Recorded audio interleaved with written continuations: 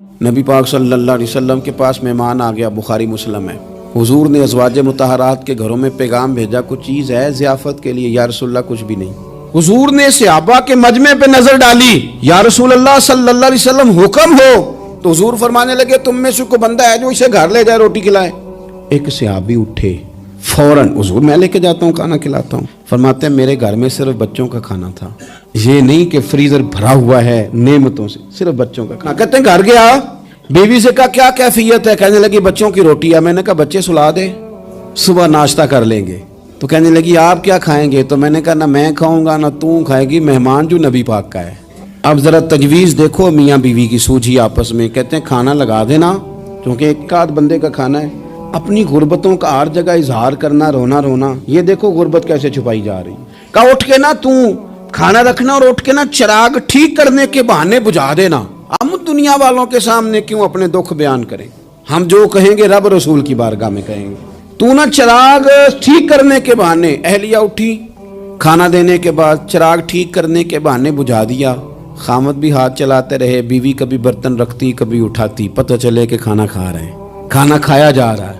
کہتے ہیں مہمان پیٹ بھر کے کھانا کھا گیا۔ یہ کام ہوا رات کے اندھیرے میں، اس وقت ہوا جب چراغ بھی بند تھا، اس وقت ہوا جب کوئی دیکھنے والا نہیں تھا، کسی پڑوسی کو بھی خبر نہیں تھی۔ فرماتے ہیں صبح کے اجالے میں اس مہمان کو لے کے مسجد نبوی میں نے قدم رکھا تو نبی کریم نے فرمایا رات جو تم نے کام کیا ہے نا، اسے دیکھ کے میرا رب بڑا مسکرایا ہے۔ یہ شان ہے صحابہ کی۔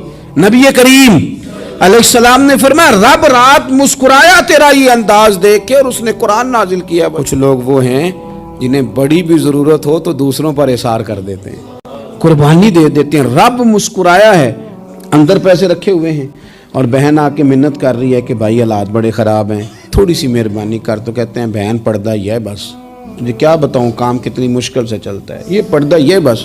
بہرحال اگر تو نے کہا ہے نا 50,000 تو میں زیادہ نہیں، کو 20 کو دے دوں گا تجھے، وہ بھی خاصی نیکی کر کے، وہ بھی بتا سکھا کے۔ رات اماں پہ علیحدہ سے احسان چڑھاؤں گا، ابا پہ علیحدہ سے چڑھاؤں گا کہ تمہاری بیٹی کے ساتھ تعاون کرنا، سارے علاقے کو ویسے ہی بتاؤں گا۔ اور وہ غریبنی بیچاری 20,000 لے کے گھر گئی ہے۔ یہ کیا لہجہ ہے آپ کا؟ یہ تو کسی کو بھی دیں تو چھپا کے دینے کا حکم ہے۔ ہمیں حکم یہ ہے کہ سیدھے ہاتھ سے دینا ہے، الٹے کو خبر۔ اور یہ جو بالکل ہی اپنے ہیں ان پر تو پردہ پوشی آپ کے لیے ویسے ہی ضرورت تھی۔ میرے عزیز، رب مسکراتا ہے۔